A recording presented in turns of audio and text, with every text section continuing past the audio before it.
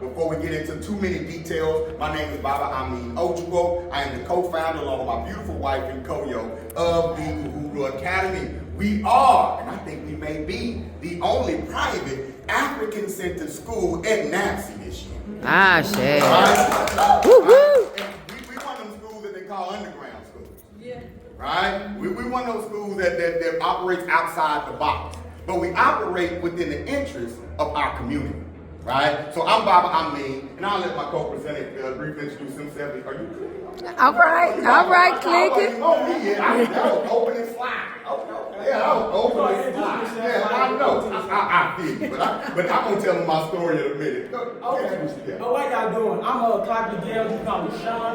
I'm Shawn Gales. And like Amin said, I think we're the only African-centered school here. So basically what that means is we teach everything from an African perspective, a cultural perspective, and it's truly transformative. If you ask me how I know, because I'm the evidence. I see. When I met Amin, I wasn't wearing suits like this, and I wasn't into education. Right? I was kind of unrecognizable. If you would have seen me, they would have banned me at the door. They told you can't come in. But once I got introduced to a transformative program like the Uhuru Academy, Amin went from being my mentor to being a partner. He inspired me to go back to school. At the time, I'm around 26, 27. I'm fresh off the street. I'm pretty sure you seen it on me when I met him. And I was thinking, man, I'm too old to go to college. I went to visit his school. His school was at the church at the time, right? And I seen the dedication Amin had. Every day, he would go to the school and hang up his declaration and decorate the whole school. By the end of the day, since the church wasn't his, he had to take all those decorations back down. As he's doing that, I'm also looking at the students presenting, they learning, they're reading above grade level, and it was at that moment I decided, this is what I want to do. I need to go back to school, I want to be an educator.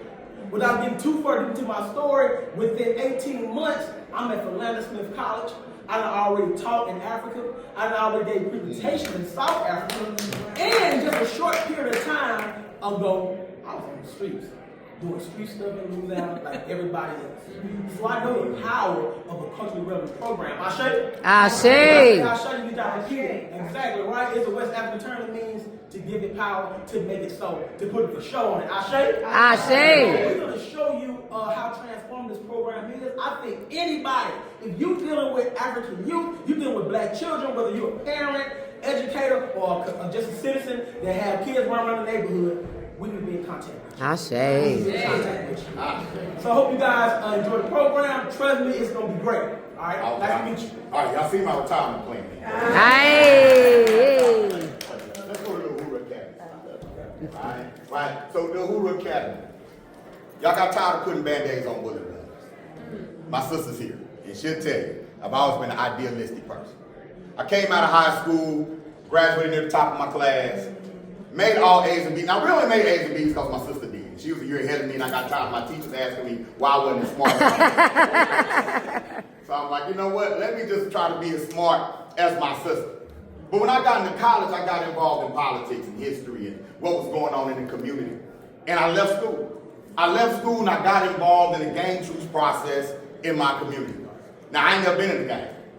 I got a nice mean mug on me, but I'm a nerd. I don't fight, I frown. And if the frown don't work, I negotiate. Right?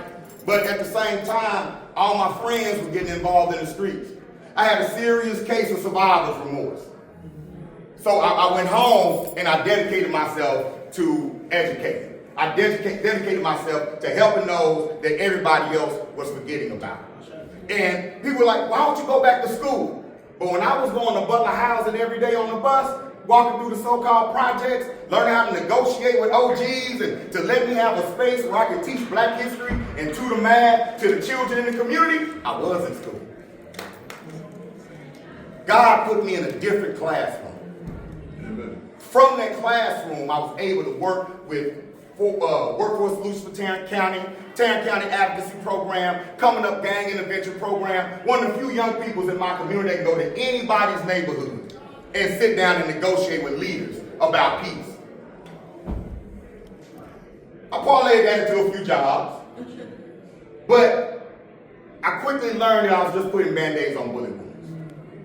That a lot of the programs was all about follow-up. It was all about numbers, names, so we can get the grant to roll again, right? There's more money in treatment than there is in the cure. And when you're working with young people, that costs people their lives. I'm interested in the cure. This beautiful woman agreed to marry me in 2009.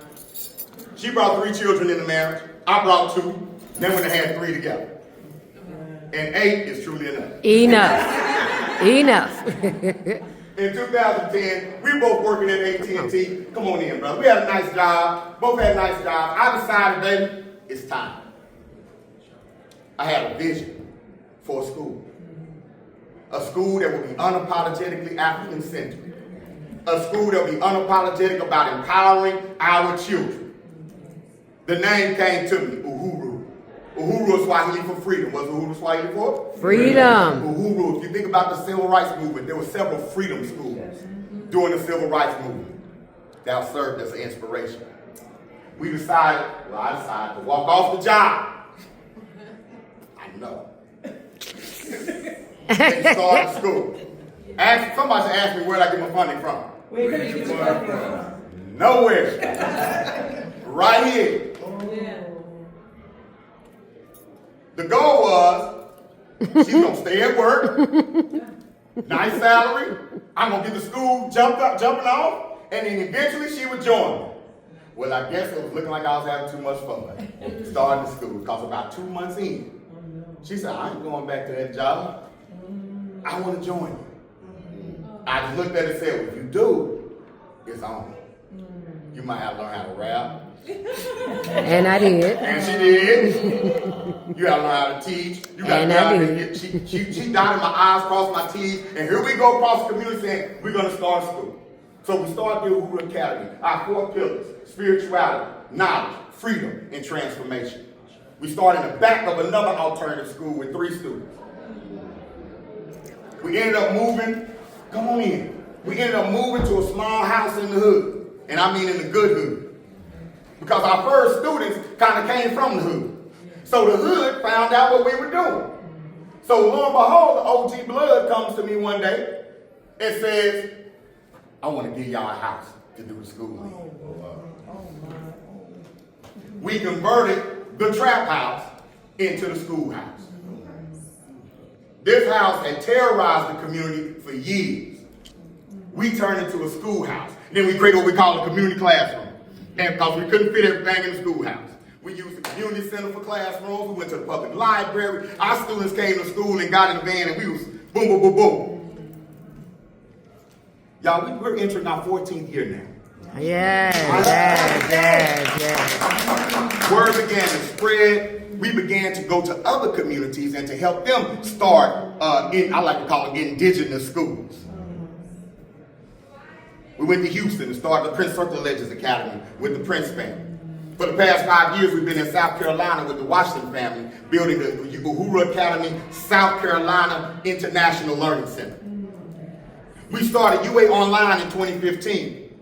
Now we're serving students from California to New York to Africa and Europe. Online, every day, live, K-12. But our goal is to create powerful learning experiences for children of African descent, not so they can get stuck in the past, but so they can be propelled into the future. We quickly learned when being an African center school, it's not enough to teach the history. That's the foundation. But we have to equip them to see themselves in the future. Not that dream stuff. Not just, I'm going to be a rapper or I'm going to be a doctor. But you don't know what kind of doctor you want to be. How do you become a doctor? What type of education do you need? We also found out we need to broaden the what? The menu. Yeah, go to a restaurant and just look at the first page and order? No, you want to do what? Our children don't have the same size menu as everybody else. Right?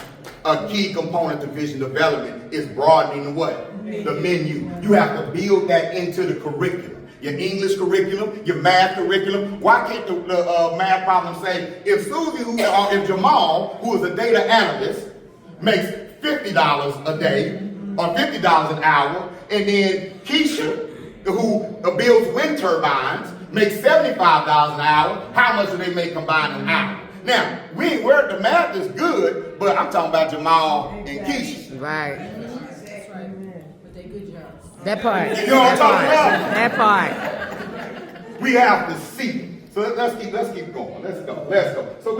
So today we're going to reflect a little bit. Of course, we're sharing our stories, how we got here. We suited and booted today, but this ain't our everyday uniform. No. Right? To get here, y'all, I had to be shunned by educators. I had to sit in rooms and be treated as if I was less than because I didn't come with a piece of paper. I had to be laughed at. What you teach all that black? They not gonna let you teach no history. You know the mysterious day that don't let us do nothing. They not gonna get over the top of that black stuff. How you black? Ain't you black stuff? Right. Anyway, all right, we're gonna reflect. We're gonna discuss, and then we're gonna engage, y'all. Y'all gonna get up. We got an activity we're gonna do today. And if I catch you nodding, I'm choosing you. All right, just let you know. All right, we're gonna engage. All right, let's go. All right, first thing I want y'all, this is our first activity, right? And really, you can scan this. This is meant to be interactive on Nearpod, but because we don't have tables and stuff, if you can scan it from your area, you can. But I want you to think about and share. I want to know who are you and who you want to make the world safe for. And I might not pick on everybody, but I'm gonna pick a few of you all. One of the things that we do in our school is we make sure that our children know how to introduce themselves, and then they know how to dedicate their day to something outside of themselves. We let them know, and we let our teachers know. Every day you show up to school, every day you show up to work, you're making the world safer for somebody else. So we make it a point to ask, who do you want to make the world safe for today? I want to know, you all at NABSE, y'all not just here for the free refreshments and them kettle chips they passing out downstairs, right? You're here to network. You're here to say, I check kettle chips. Yeah, you missed the kettle chips. Oh yeah, they got the kettle chips, right? But most importantly, you're here because you believe in making an impact. Teachers and educators are generally impact driven rather than money driven. The money's nice, but the impact. Who are you? Who you want to make the world safe for? This is what I want you to do. If I call on you, give me your name, where you're from, then tell us something about you that we can't tell by looking at you. And then I want to know who you want to make the world safe for. Yes. You did what? It won't let you type? Well, because it's Let me see. no, the man is Okay. For nobody. Oh, you say It's not working? Okay, just do it out. Okay, well then let's just do it live. Let's just do it live. My apologies. All right. Oh, Sugar's hand, you done picked somebody. All right, cool, let's go. That's Graham fam. What Graham fam? Stand up. Yeah, Graham fam, stand up. All right, let's give it up to Graham fam. Let's go. Girl, introduce yourself. What's your name? Tell us something, where you from? Tell us something about you we can't tell by looking at you. All right, name Chris Robinson. I'm from a small town in Louisiana. It's called Bunker, Louisiana. More centrally located. You probably know that. They put us in the playoffs one year. We good at that. We're gonna do it to 8 weeks tonight. But what was the third part? Something about you that we can't tell by looking at you. That I'm a welder. I'm an independent welder. Ashe, yeah. Go. Thank you, sir. We got an independent welder in the house. Let me see, I'm gonna come on this side. Let's go, bro. Yes, sir. All right, good morning. All right. Good afternoon now, right? Good afternoon, family. My name is Bruce Rome. I'm from New Orleans. Who that? Who that? So, one thing about me that you wouldn't know about me was that I haven't always been an educator. It was a point in my life I made some bad decisions. I was on the other side of the tracks. So I'm just thanking God for redemption and transformation. Ashe. Louisiana picking here. Let's see if I can get somebody that's not from Louisiana. I'm gonna cheat a little bit. This young lady right here. No. All right. Hello, everyone. My name is Vicki Edwards. What is it? Introduce yourself. Where am I from? Where are you from? Originally from Los Angeles, California, but I am in Marlin, Texas now, doing some great things. What can you... Tell me something about you that we can't tell just by looking at you. My father, God rest his soul, who just passed away, believed in education. But to feed his family, he was a drug dealer. So he did sell drugs, but believed in education. So sold drugs at night. But you're going to go to school and you're going to go to the top schools. Come on, come on. And this is how I got to fund it. This is how I got to fund it. And who do I want to make the world safe for? Black women. I say. Young black women has always been my passion. I say. You know what? I didn't ask you what you want to make the world safe for. But I would like to make the world safe for young black boys because we don't understand financial literacy. I feel our schools should be teaching credit and how to build wealth. In other communities, they build annuities for the children, they're born, and by the time they're 18, they have $200,000 in access. So that's what I would like to teach the world. I'm big on financial literacy. Well, now, we want to make the world safe for. Mine's kind of similar to his. Is my community. Hence the reason why I started something called Men of Honor LLC to like give back to like at-risk African American boys. I say. Educators doing anything. You know, come on, Mama, talk. Hi everybody, my name is Aisha Sweeting Coley. I am originally from Atlanta, Georgia. All right, ATL.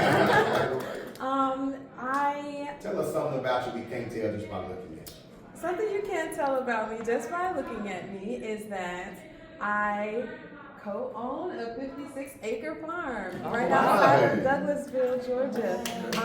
I also am an artist, a poet, and have been writing poetry since I was 4 years old. Yeah. Who would you like to make the world safer for? I would like to make the world safer for survivors of sexual trauma.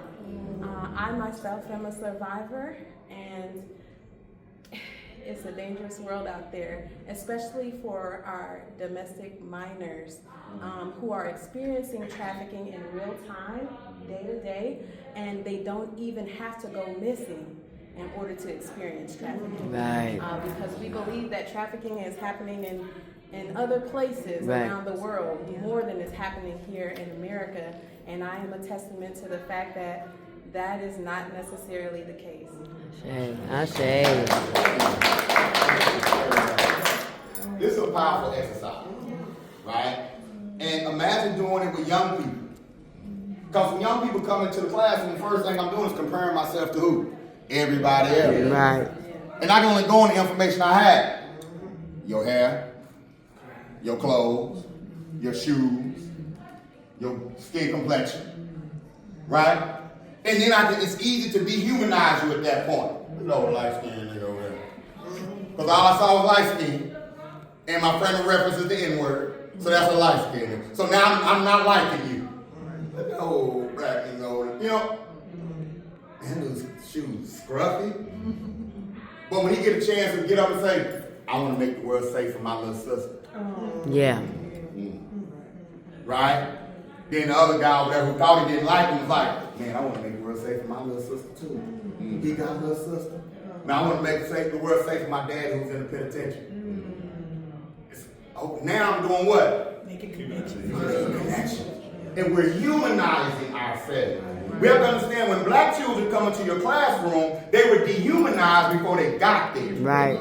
So you have to have a rehumanizing process before you can teach them. That has to be a part of our learning process. Rehumanize them. They were dehumanized before they got to class. On the way, they played Sexy Red on the radio. On the way to school, that's a dehumanizing song. Those are dehumanizing lyrics. Take an N-word for his money. You're dehumanizing. Don't give a care about an HH. You're doing what? Dehumanizing. So they rocking to dehumanization. And then they come into the classroom, and you want a young man petition to come. But he came into school a real nigga. He became a real nigga in the car. Because the song saying, I'm a real nigga, I'm a real one. So he walking in, I'm a what? I'm a real one. And then you gonna sit down talking about today, we talking about the quadratic equation. Exactly. Real ones don't do quadratic equations. Exercises like this, rehumanize. That's now after that rehumanization process, now let's start talking about our vision. why you at school? If the answer is my mama made me, we got work to do. Why does school make sense? When I grew up in the 90s, and when you would ask somebody who's selling dope, why you don't go to school? It don't make sense to go to school. It's not relevant to my experience. It's not helping me make money. I don't understand why I need to be at school. Vision development helps do that. Vision development. You want to take the definition? I got you. Well, on the screen it says vision development in context of training, motivating, and empowering students. So basically what that means is we give students their why. Why am I doing this? That's how I felt when I was in school. I was kind of smart, but I didn't see a reason to go. Like Baba Me said, it wasn't no money in school. And I'm from the project. The new project, what they call it where I'm from, was the last project to get built. And I needed money, right? And I didn't think they could be in school. Kids don't know about they don't know about the music. All they know is what, rap, I want basketball. Now I want to be a YouTuber. So what we want to do is develop a vision. We got a lot of smart students, but ain't nobody who doesn't develop their vision. My cousin just graduated from the 12th grade, right? Average, got a 3.8 grade point average. Guess what he's doing right now? Nothing at all. Because he didn't have nobody to develop his vision. So our job is we want to connect with all educators and train them on how to pull the genius that's already within students. I say. So when students walk in your classroom, you got to identify the genius even when they don't see it. I didn't see the genius within me. I didn't know what I could become. That's why the first 25 years of my life was wasted. I didn't know it was wasted potential. So we're talking about vision development. First, they got to identify vision. Let's help them do that with teachers. Let's help them develop a vision so they can have goals to accomplish. I say. What's the point of being in school if you're not making goals? That's right. Right? It's cool to get the test scores up. It's cool to pass math class, but we're not teaching transferable skills. What is they gonna do? Right? So what we want to do is develop vision. Somebody say develop visions. Develop vision. That's our goal today. All right? Good. You have to be able to recognize traits, personality traits in young people, and then attach those traits to potential occupation, potential goals. Woo, she talk a lot. Whenever I have a young girl in my class talk a lot, I give her a nickname, Lawyer. Every year I have a student called Lawyer. Lawyer. I don't say lawyer. I say lawyer. Lawyer. Right. I speak black English in class. Right. Ooh, I don't understand why we have to do all this. Ooh. You know what? I'm glad you in my class. You are a lawyer. You can argue for people. I love that. All we got to do now is teach you how to harness your power. You treat your students like a bunch of superheroes that are in your classroom. They have all these powers and manifested. They just don't know how to what? Control them and use them. And tap into them. Right? Dude keep beating on the desk. Quincy Jones. Right. Come on, Q. Now you know what? You jam and just don't beat while I'm teaching. But if you get A on this test, oh, you're gonna beat for the whole class. And I'm gonna do a freestyle. What we gonna do? But come on, Q.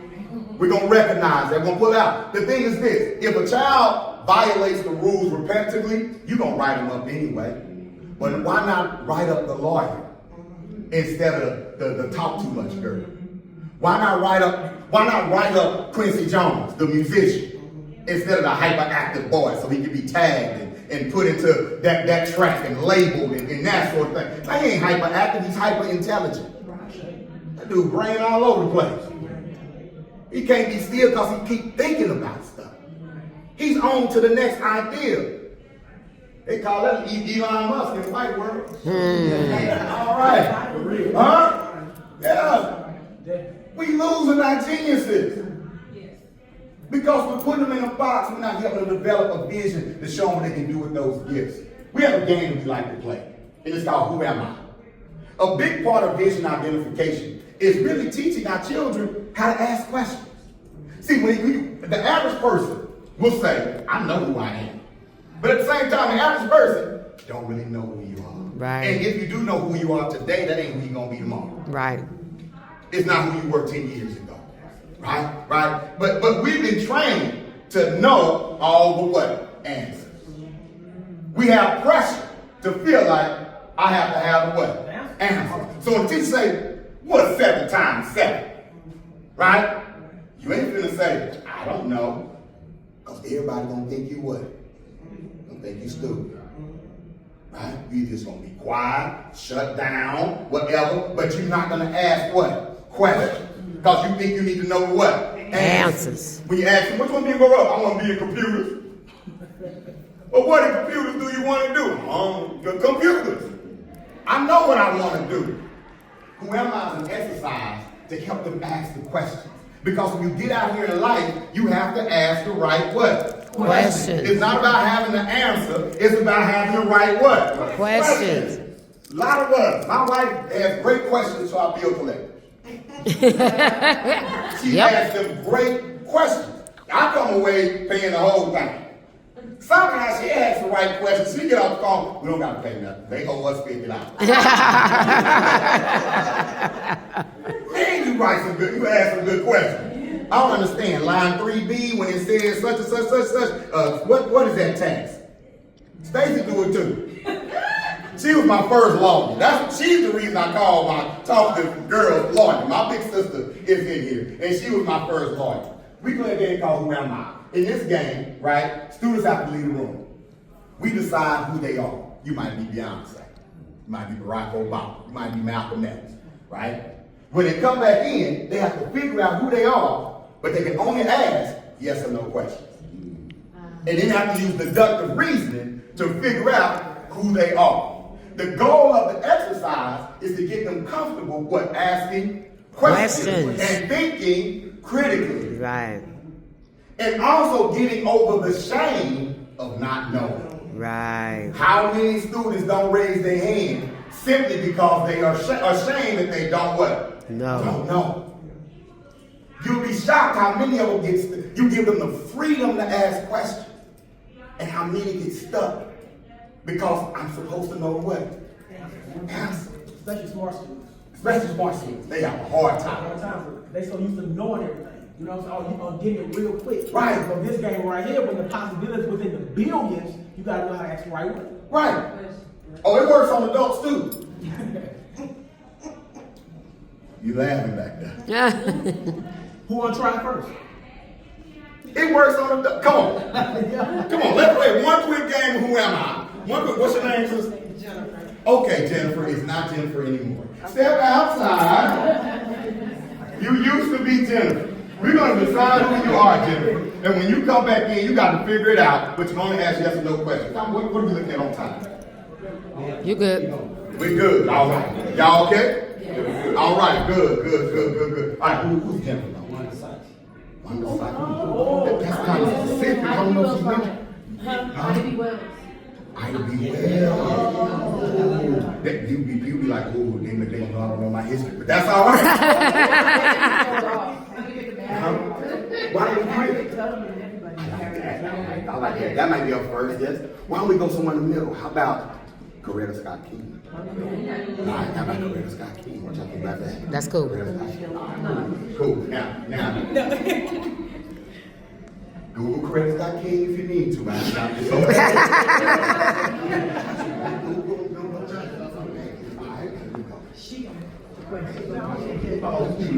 Come on, person who used to be Jennifer. Come on. All right. Person who used to be Jennifer. You don't know who you are. I sure don't. We know who you are. You have to figure it out, but you can only ask us yes or no questions. But guess what? You can ask as many questions as you want to. Okay. But you only get 3 guesses at the answer. It's so much pressure. Am I female? Yes. Am I black? Yes. Oh, am I an educator? No. No. Not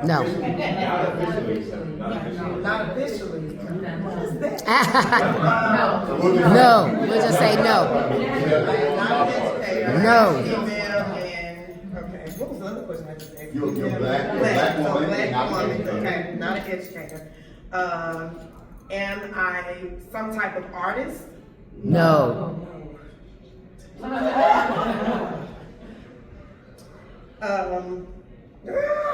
Questions, come on, this is really pressure. Yeah. But you know where the only pressure comes from? It only comes from the pressure of thinking you need to know the answer. That right there. But nobody said you need to know the answer. Okay. If you ask the questions, the answer will reveal what? Itself. I don't know that. Okay. Am I a politician? No. No. Good question.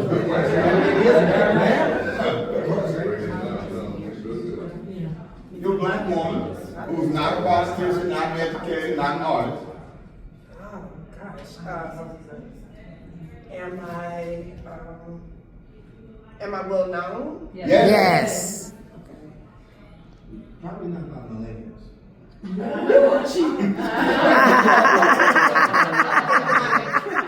I deceased? Yes. Great question. Well-known black woman, that's the seed. Not an artist, not an educator. Am I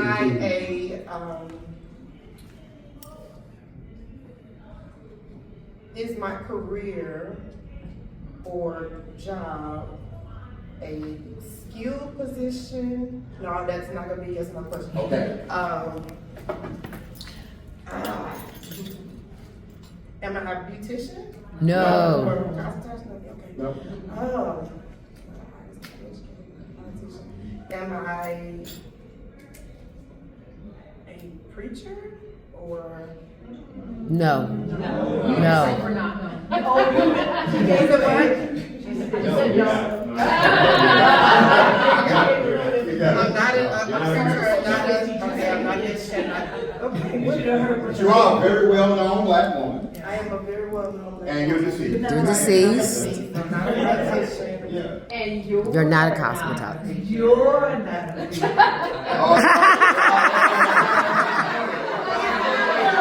You educators need to stop. You educators. Am I married? Yes. Am I married to a preacher? Yes. Am I Sharetta Scott?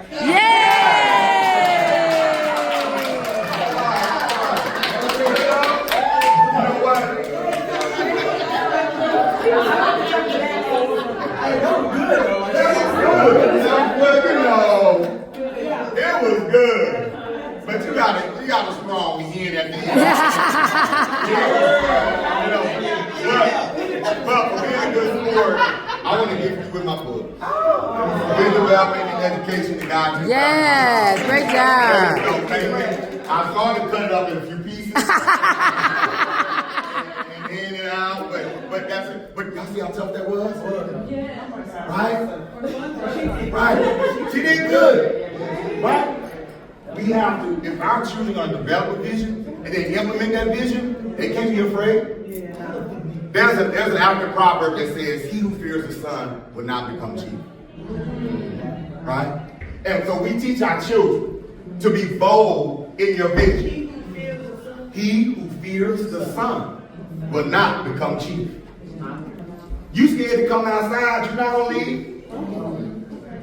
If you're afraid to step into the challenge, you're not gonna be chief. Chief of what? Chief of your life.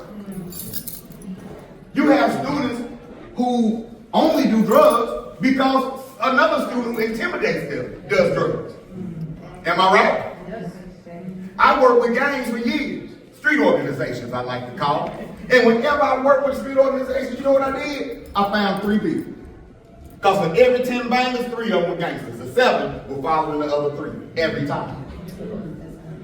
I go in the room and I say, if I get him, and him, I got the whole group. It's the same in your classroom. Right?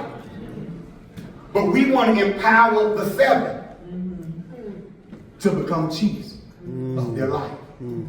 Chiefs of their vision. And in doing that, they can't fear the sun. So we put them in position to where they have to ask questions. And guess what else we do? We give extra credit to students who are supportive while they're up there. I said. That means you get graded for being an audience.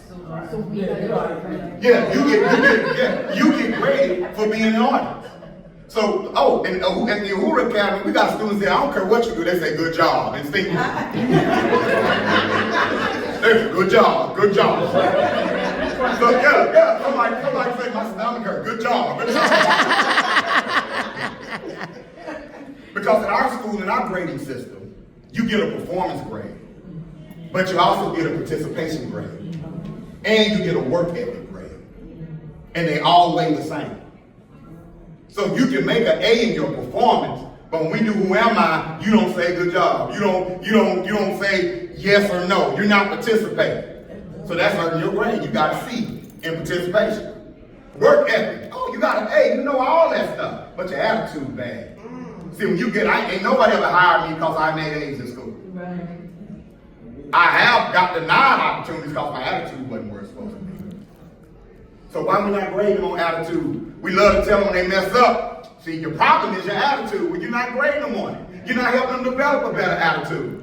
Right. Fractions give people attitude. Okay.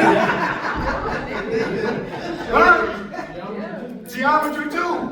English, when all you read about is Shakespeare and a bunch of people don't look like you, would cause you to have an attitude. So we grade on attitude, right? And so exercises like these are great to give not only this person an opportunity to shine, but these people an opportunity to help someone shine. Because that's a skill too. That makes sense? So you implement this, make sure you're praising the audience just as much as you're praising the person in the center. And grade them for it. You know what, Johnny, maybe you pulling a C- on your grade, but you work hard, you got a great attitude every day. You participate in class. You truly doing your best. I'm not flunking you. You one of the best students in the class. It's not rated by performance only. Right? I know PhDs who still can't spell. Don't get stuck on it. Right? All right. All right, here we go. Cool. All right, so we're going to do a quick role play. We got time? Yes. All right, we're going to do a quick role play, y'all. Right? We're going to meet Tasha. Who we meet? Tasha. Everybody got Tasha. Right?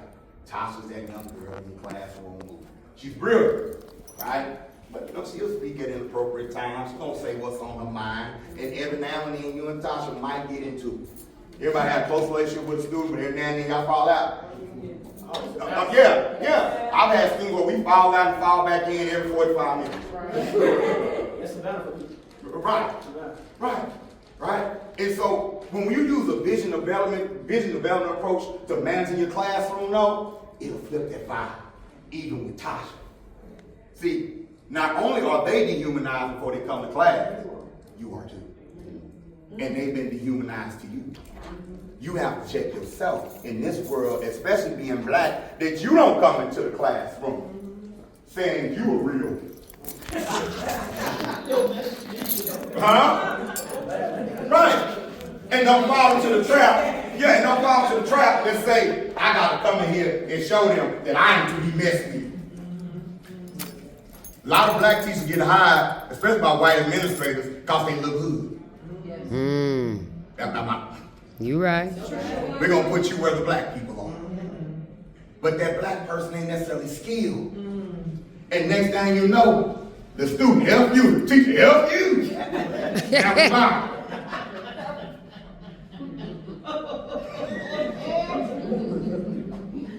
But the residual, the damage is being done to the child. I don't care how often Tasha calls herself a B, you don't call her. That's right. I don't care how what she say about herself. You battle. You are in a battle with a child's definition with themselves as soon as they walk in your classroom. And society's definition of the children. You're supposed to be on the other side that says you're not a real E. You're not the B. I want to introduce y'all. This is Tasha. Hey, Tasha. We're going to do a quick role play. And we're going to deal with it in what I'm going to call a traditional way. Then we're going to deal with it in a vision development type way. All right? We're going to have some issues with Tasha. All right, let me get my hat.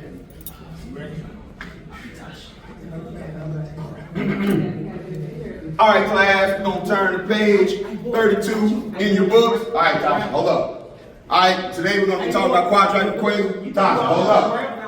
Okay, Tasha. I'm tired of you talking out of my class. You say something else, you out of here. I ain't say nothing to you. Oh, no, number one. Number one, you're not gonna talk to me like that. Stay in the child place. That's what you gonna do. That's all right. You out of here. That's all right. That's all right. Hey, you know what? Tell your dad. Tell your dad. Get on out here. Get on out here. You don't want to learn no way. All right. That's exactly what it is. Yes.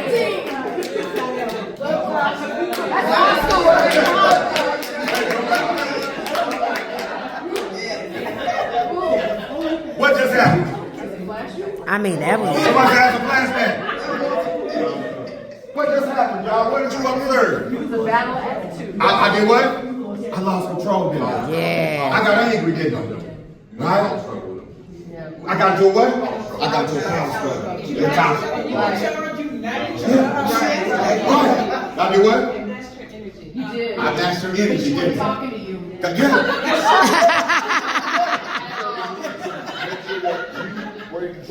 I felt the need to make sure that I was in control. Now, is that a bad feeling to have as a teacher? No. No, it's not a bad feeling. It's not the what sometimes, it's the what. Wow. A lot of times, because we black, we think that's how you talk to black kids. Right, right. Yeah. And it's especially dangerous today because we live in a social media world that says, you come at me, I what? Come at you. I'm going to give it to you the way you what? Give it to me. Match that energy. Match, I'm a what? I'm going to match that energy. And children ain't the only ones that are doing it. Right. I know, because I ain't got no children as friends on social media. Amen. But my timeline is full of people. Matching energy. Come on. I'm talking professionals. I'm talking Muslims. I've been seeing Muslims on there. I'll pray due to Allah, but what you're not going to do.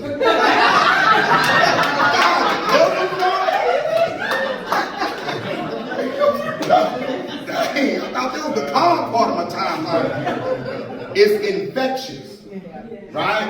And we're getting caught up in it. But if we intentionally, consciously accept a vision development approach, let me bring this in.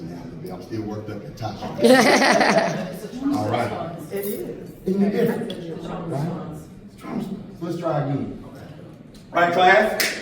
Turn to page 32 in your books, quadratic equation. All right? You look like you're ready to learn. Yes, sir. That's what I'm talking about. You good? All right, then. All right, how y'all feeling over here? Y'all doing your thing? All right, you cool? All right, everybody rocking. I'm talking about everybody rocking up here. That's what I'm talking about. You know what I'm saying? Hey, yo, Tasha, I need you to do something. Oh, that's cool. No, it's cool. I'm glad you want a pencil. As smart as you are, I'm glad you want a pencil. Because we're about to get to work. I need you to do something for me first. What you want me to do? Get up and make sure everybody has a pencil. Okay. Because I wouldn't do it anyway because she ain't even have no pencil. I'm telling you because you was like that. Yeah, you know what? I appreciate it. Now in the future though, just be patient and wait for me. But if you here right now trying to be my assistant, make sure everybody have a pencil. I like that. That's leadership, Tasha. You looking out for you and everybody? Exactly. Don't get about my job because last time I had a class job, you gave it to somebody else. I did. But you weren't here that day. Okay. All right. You got put every day? Now, I'm making no problem with every day, Tasha. Let's do a good job right now. Okay, I'm sure. All right, cool. That's it. So now what did you observe? You empower Tasha. Empower Tasha. Yeah. By giving responsibility. Yeah. Was Tasha a threat to me because she was talking? No. Was she a threat to anybody in the classroom? No. But before I empowered Tasha, what did I do? I didn't really ignore Tasha. I listened to everything Tasha said. Do it again? You affirmed all the students that were doing what they're supposed to do. Because it's their class. And you should have gone to them first. Thank you. One thing we can't give Tasha is ownership of the class. Right. Right? So first, I established ownership amongst her peers. Man, you doing great. Man, that's what I'm talking about. Yeet. With enthusiasm. Because guess what? The person that's talking, Tasha, look, Tasha wanna eat too. She wanna, I'm not eating. Everybody eat, Tasha. She want one too. So the first thing you did was you empowered and established ownership of the classroom by the students who are doing what they're supposed to do. And you pretend like you don't hear Tasha, but you listen to everything Tasha's saying out of this ear. And then when you done doing what you do, and Tasha may be acting out for attention. We don't know. But if she's acting out for attention, she's going to see she's not getting it. She might get a little louder. But what you do is you still move as if this is my time. And I'm going to deal with you not on your time, but on what? My time. And after the rest of the class is safe. I say. Because this is a safety issue. This baby here to learn. I have to make sure she feels safe to learn. Now I'm going to come to Tasha. And while I'm doing this and I listen to Tasha, or listening to Tasha, I'm figuring out what I'm going to say. So you got to be quick on your feet. So by the time I get to Tasha assumed she was what? In trouble. No, I was just talking to him. Oh, that's no problem. Well, I just need a pencil. Cool, man, I'm glad you want a pencil. That means you're trying to do some learning. Now I'm gonna trap. You might be lying about the pencil, but now you're gonna trap yourself. Now you done made a commitment in front of the whole class. I'm just trying to get a pencil. For real. Let's get to work. Matter of fact, you over the pencil. Make sure everybody got a pencil. That's your job. Because that's you're my assistant. Your unpaid assistant. Okay. Yes. No, I was. Tasha became seen and heard. She became seen and heard. You trust The right way. You trust Tasha. I trusted Tasha. Now Tasha get to walk out of class like this. Bam! I'm this. But guess what? Everybody else is too. Right. She's like, I didn't even need all that. I'm ready. You know what I'm saying? But everybody, a part of the vision of identification, we're not all the same people. And you're going to have people in your classroom that are just outward people, extroverts, leaders. Let's stop punishing them instantly because we brought these preconceived labels into the classroom and start affirming them first. And then when they step outside of the affirmation, you bring them back to the affirmation, not back to the dehumanization. Right. Tasha, that's not what leaders do. Not you have a bad attitude.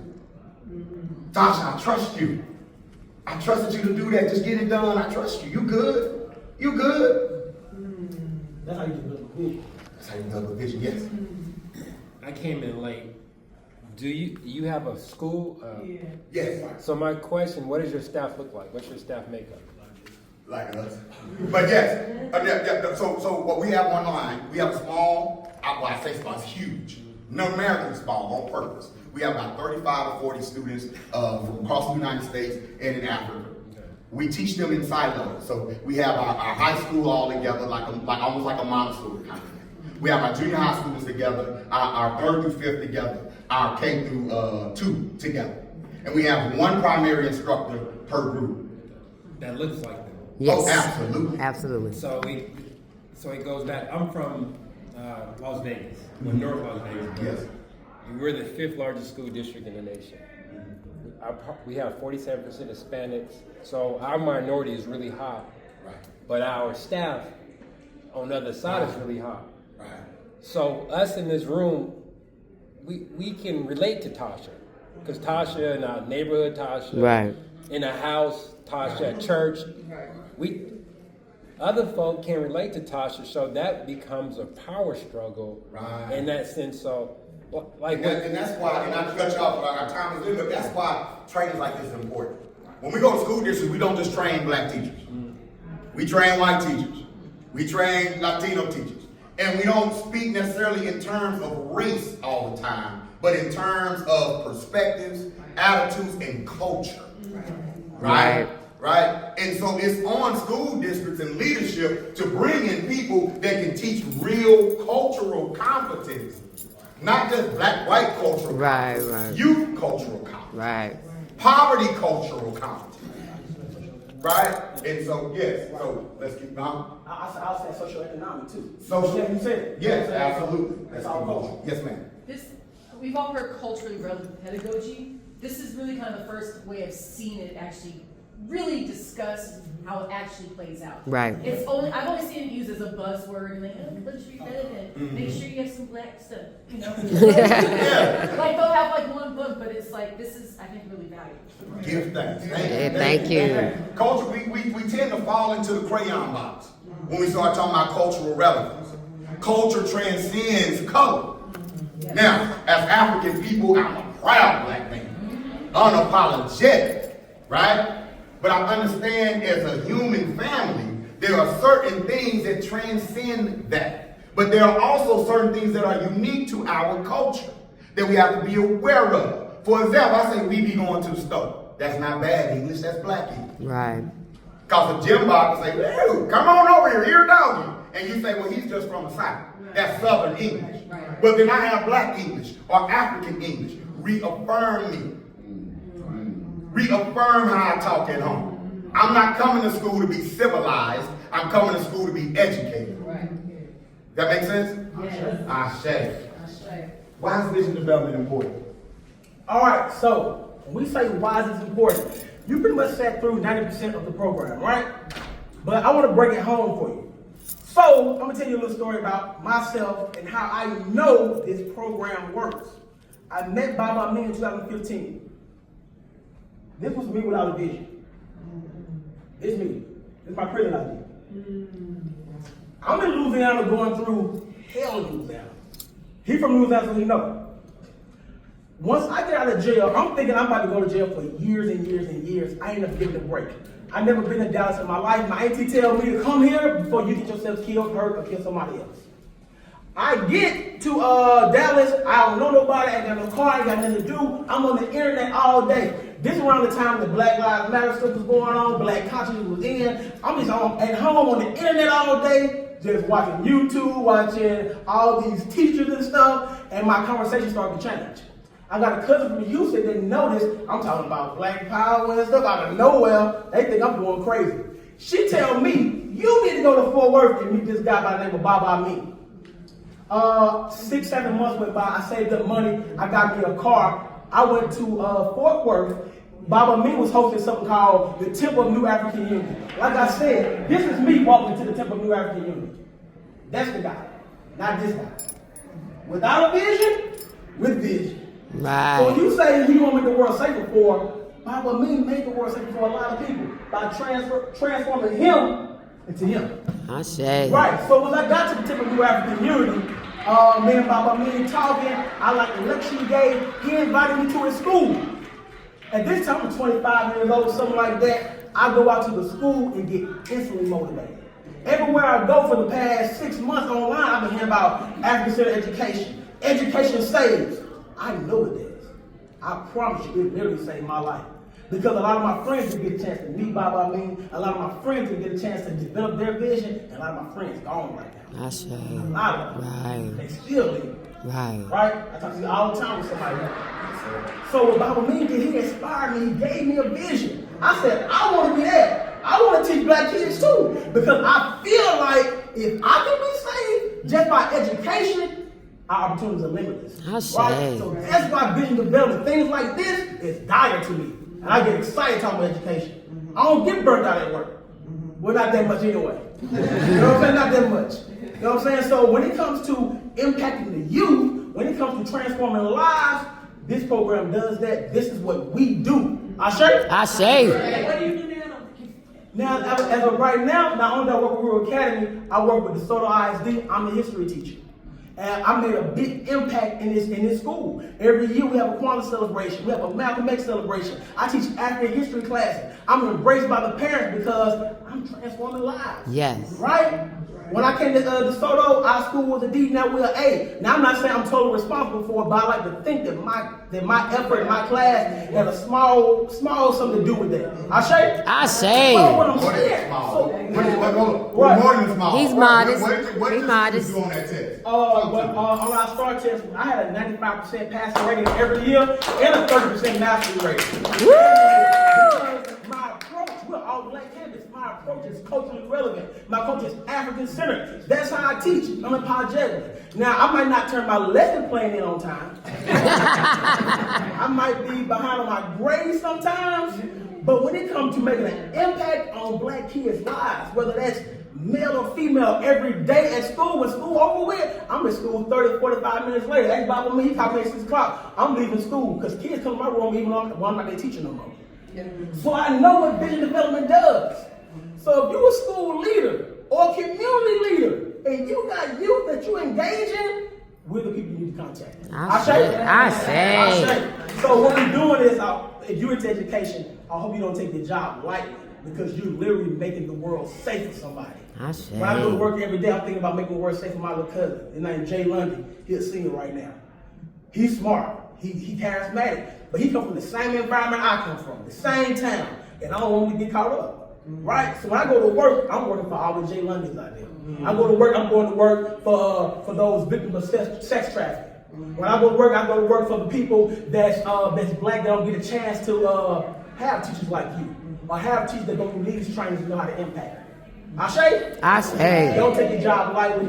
Vision development, contact. Like you said, the teachers in Las Vegas, right? They don't know about Tasha. They didn't come from where Tasha come from. They don't know how to engage. We can teach them how to engage. That's right. Right? We trained over 100 teachers in Fort Worth earlier this year. We trained teachers in marginalized D. We have trainings in Louisiana. We have trainings in Louisiana coming up. As a matter of fact, we have people from Marlin right now that brought us in to train some of their teachers. Do y'all mind just for a split second telling the people about the impact that the vision development has had on your campus? Well, hello everyone. It's had a great. Our population is unique. Our teachers, we were systemically failing for over 10 years. We went from an F to a B in 2 years under the leadership of Edwards here, and we brought in them to just give all of our teachers that extra boost because we can teach curriculum, we can teach certain pedagogy, but this is what our teachers needed for our kids, and so very valuable. I say. One day, one off? Did you do some follow-up pieces? Like, how does that work when you do the different trainings in different places? Okay. Yeah, so it depends on what you want. We got modify the menu. So we can come do the one-day training, but we always offer follow-up, right? So I have teachers who are emailing me now, and we can jump on a Zoom and do a one-on-one. We want to empower teachers to be able to get in touch with us anytime they want to, right? And so it's cool to have the district bring you in, but we're accessible to teachers individually. Brought them in from all the teachers, and then I'm his sister, so there's a unique opportunity to hold after the training. But I don't have any relatives in Fort Worth. Thank you. Or in Louisiana. Yeah. Right. So they brought us in Fort Worth. Just reach out to us, and we can definitely make it happen. Absolutely. So you said your school is only online, or do you have an in-person? We have an in-person campus in Hopkins, South Carolina. It's called UASC International. It's toddler to 8th grade, and we're on a farm. So they're learning agriculture, science. It's a STEAM-based school, and so the beautiful program. And then of course our online program is the greatest online program for black children in the world. And we do hybrid partnerships as well. So we have students from other schools who come in with us online to take advantage of some of our classes. And we're in the process of building an online learning platform where we're going to be building courses and inviting other black teachers to come in and build independent courses. There's certain things that you may want to teach that you are not allowed to teach, but you can teach it on our platform. I say. Any other questions? Yes, sir. How big is your farm? How big is what? The farm. The farm, 4 acres. But we're only farming about an acre. You'd be surprised how much food. The fact that you're farming on an acre is beautiful. Yes. We're farming on an acre. Man, the okra harvest was crazy. I can go out my house and make me a salad right there. Our students go on farm to plate, and my children can tell you what they're growing, the nutrients in what they're growing, the whole 9 yards, farm to plate. We don't call it homemaking, we call it kitchen science. Yes. And so it's some of the elements, a lot of elements in our curriculum would be great where you are. And we would love to be in contact with you. Thank y'all for your time. Contact information. Contact information. You got a contact information. Thank you for choosing to come. But